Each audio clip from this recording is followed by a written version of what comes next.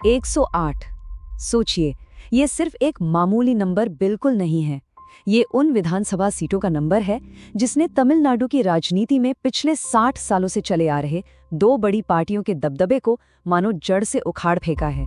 और सबसे बड़ी बात जानते हैं, ये ऐतिहासिक जीत किसी मंझे हुए राजनेता ने नहीं, बल्कि एक रीजनल फिल्म स्टार ने हासिल की है।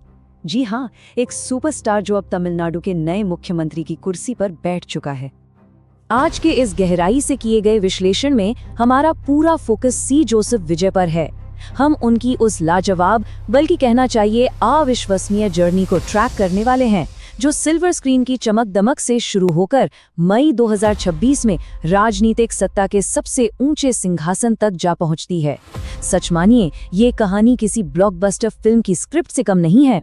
तो चलिए देखते हैं आज हम किन किन पहलुओं पर बात करेंगे। एक राजनीतिक भूकंप, थलपति का सफर, बॉक्स ऑफिस पर उनका दबदबा, राजनीतिक अखाड़े में उनका प्रवेश और अंत में उनकी संपत्ति और कुछ विवाद। शुरुआत करते हैं हमारे पहले पड़ाव से, एक राजनीतिक भूकंप। देखिए, मई 2026 में जो चुनावी नतीजे आए ना, वो किसी भूकंप से कम नहीं थे। पूरे देश की नजरें वहीं टिकी थी। थोड़ा पीछे चले तो फरवरी 2024 में विजय ने अपनी राजनीतिक पार्टी तमिलगा वेत्री कड़गम यानी TVK बनाई थी। और कमाल की बात यह है कि अपनी पहली ही कोशिश में उनकी पार्टी ने 108 सीटें जीत ली। दशकों से चला आ रहा द्रविड़ पार्टियों का दबदबा एक झटके में खत्म हो गया। हालांकि पूर्ण बहुमत साबित करने के रास्ते में कुछ संवैधानिक अड़चनें जरूर आईं, लेकिन अंततः 10 मई 2026 को TVK ने कांग्रेस के साथ गठबंधन और कुछ अन्य पार्टियों के बाहरी समर्थन से सरकार बना ही ली। अब बढ़ते हैं हमारे दूसरे भाग की तरफ, थलपति का सफर। इस पूरी राजनीतिक मशीनरी को समझने के लिए हमें पिछले 3 दशकों को देखना होगा। ये वाकई दिलचस्प है। जरा सोचिए, 1992 में जब विजय ने नालय थीरपू से बतौर लीड एक्टर डेब्यू किया था, तब वो सिर्फ 18 साल के थे। शुरू में उनके लुक्स और एक्टिंग को लेकर काफी तीखी आलोचनाएं हुई, लेकिन वहां से निकलकर 2000 के दशक में एक धाकड़ एक्शन हीरो बनना और फिर 2010 के बाद एक पैन इंडिया कमर्शियल सुपरस्टार बन जाना, ये ट्रांसफॉर्मेशन सच में अद्भुत है। सबसे खास बात ये रही कि उनकी शुरुआती लगन और पूवे उनाकागा या काधा लुक्कू मरियाधाई जैसी हिट रोमांटिक फिल्मों ने एक बहुत बड़ा और पक्का फैन बेस तैयार कर दिया। इसी आम जनता ने प्यार से उन्हें पहले इलाया थलपति यानी युवा कमांडर कहा, जो बाद में सफलता के साथ साथ सिर्फ थलपति यानी नेता में बदल गया। ये कोई आम फिल्मी टाइटल नहीं था, ये तो जनता की तरफ से दिया गया एक भारी भरकम रुतबा था। चलिए अब तीसरे भाग पर आते हैं, बॉक्स ऑफिस पर दबदबा। 200 करोड़ रुपया, जी हाँ, बिल्कुल सही सुना। कथित तौर पर film the greatest of all time के लिए उनकी फीस यही थी। ये कोई छोटी मोटी रकम नहीं है, ये सीधा सीधा उनके अपार वित्तीय प्रभाव और भारत के सबसे महंगे एक्टर्स में से एक होने के उनके रुतबे को साबित करती है। और ये बॉक्स ऑफिस का डेटा तो साफ साफ चीख कर कह रहा है कि उनकी ग्लोबल रीच कितनी शानदार थी। 2004 में गिल्ली पहली ऐसी तमिल फिल्म बनी जिसने देश के अंदर ही 50 करोड़ रुपए छाप डाले। फिर थुपकी आई जिसने 100 करोड़ का जादुई आंकड़ा पार किया। मर्सल तो 250 करोड़ से भी ऊपर निकल गई और इंटरनेशनल अवार्ड्स भी ले उड़ी। और फिर 2023 की लियो को कौन भूल सकता है, दुनिया भर में 600 करोड़ रुपए से ज्यादा का बिजनेस। जो लोग इंटरनेशनल सिनेमा को ज्यादा ट्रैक नहीं करते, उनके लिए ये जानना जरूरी है कि ये सक्सेस सच में अभूतपूर्व थी। अब यहाँ एक बहुत बड़ा सवाल खड़ा होता है, आखिर पर्दे का एक सिनेमाई कमांडर किसी राज्य की विधानसभा पर कैसे विजय प्राप्त कर लेता है? सिनेमा घरों की वो गूंज लाखों वोटों में कैसे बदल जाती है? चलिए इसे डिकोड करते हैं।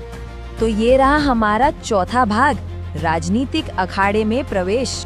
ये जो इतनी बड़ी राजनीतिक छलांग है ना, ये कोई रातों रात हुआ जादू नहीं था। ये एक बहुत ही सोची समझी और व्यवस्थित प्रक्रिया थी। कहानी शुरू होती है 2009 में, जब विजय मक्कल इयक्कम फैन क्लब लॉन्च हुआ। और ध्यान दीजिए, ये सिर्फ एक फैन क्लब नहीं था, बल्कि धीरे धीरे ये एक बहुत ही मजबूत जमीनी संगठन बन गया। इसका सबसे बड़ा सबूत तब मिला जब 2022 के स्थानीय चुनावों में उनके प्रशंसकों ने 115 सीटें जीत ली। बस यहीं से रास्ता साफ हो गया। इसके बाद फरवरी 2024 में TVK पार्टी का ऑफिशियल गठन हुआ और आखिरकार मई 2026 में उन्होंने सीधे मुख्यमंत्री पद की शपथ ली। ये एक बहुत ही तार्किक प्रोग्रेस थी। अब जरा 2026 के चुनावी इतिहास के इस सटीक डेटा पर नजर डालते हैं। विजय ने 2 निर्वाचन क्षेत्रों से मैदान में कदम रखा, पेरंबूर और तिरुवनेचिरापल्ली पूर्व, और दोनों ही जगहों पर उन्होंने डीएमके के कद्दावर नेताओं को बड़े मार्जिन से हराया। पेरंबूर में देखिए, उन्हें करीब 59% वोट मिले, जबकि तिरुवनेचिरापल्ली पूर्व में 50% से ज्यादा। बाद में उन्होंने तिरुवनेचिरापल्ली सीट से इस्तीफा दे दिया और पेरंबूर सीट अपने पास रखी। ये आंकड़े उनकी जबरदस्त लोकप्रियता की पूरी तरह से पुष्टि करते हैं। लेकिन देखिए, राजनीति का सफर हमेशा आसान नहीं होता। सितंबर 2025 में एक बहुत ही दुखद घटना घटी। करूर में टीवीके की एक राजनीतिक रैली में भीड़ इतनी ज्यादा हो गई कि वहां मची भगदड़ में 41 लोगों की जान चली गई। इस त्रासदी के बाद विजय ने इन मौतों पर गहरा शोक जताया और मृतकों के परिवारों और घायलों को अनुग्रह राशि यानी मुआवजा देने का ऐलान किया। अब हम पहुंच गए हैं हमारे अंतिम भाग पर, संपत्ति और विवाद। किसी भी बड़ी हस्ती की तरह विजय भी कई बार जांच एजेंसियों के रडार पर रहे हैं। आइए उनके इनकम टैक्स से जुड़े मामलों के इस सीक्वेंस को देखते हैं। 2015 में उनके परिसरों पर इनकम टैक्स का छापा पड़ा, जहां लगभग 15 करोड़ रुपए की अतिरिक्त आय सामने आई। उन्होंने टैक्स तो भर दिया, लेकिन विभाग ने 1.5 करोड़ रुपए का जुर्माना ठोक दिया। फिर 2020 में उनके घर पर दोबारा तलाशी ली गई, लेकिन अधिकारियों के मुताबिक वहां कुछ खास नहीं मिला। 2022 में विजय ने इस 1.5 करोड़ के जुर्माने को हाई कोर्ट में चुनौती दे दी, और रिपोर्ट्स की माने तो 2025 तक ये मामला अभी भी पेंडिंग है और उन्हें जुर्माने की वसूली से अंतरिम राहत मिली हुई है। इन कानूनी पछड़ों में एक और बड़ा दिलचस्प विरोधाभास देखने को मिलता है।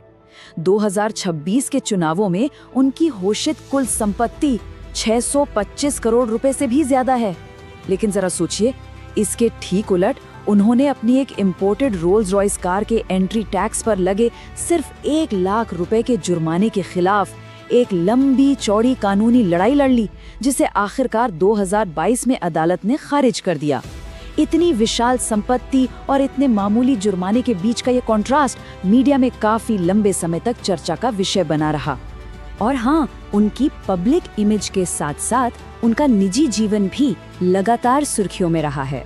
तथ्यों पर जाएं तो 2025 में उनकी पत्नी संगीता ने 26 साल की लंबी शादी के बाद तलाक की अर्जी दे दी।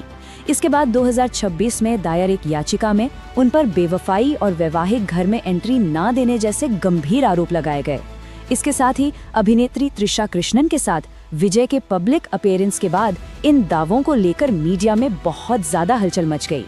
कुल मिलाकर ये उनके जीवन की उस पूरी तस्वीर को सामने रखता है जो हमेशा से जनता की नजरों के बिल्कुल सामने रही है।